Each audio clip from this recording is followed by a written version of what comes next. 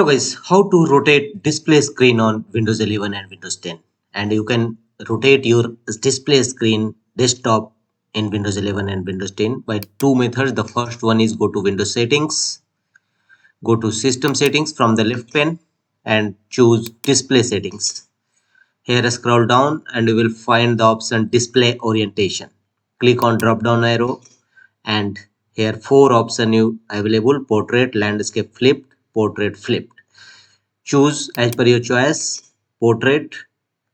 A pop-up window will appear. Keep these display settings. Choose keep changes.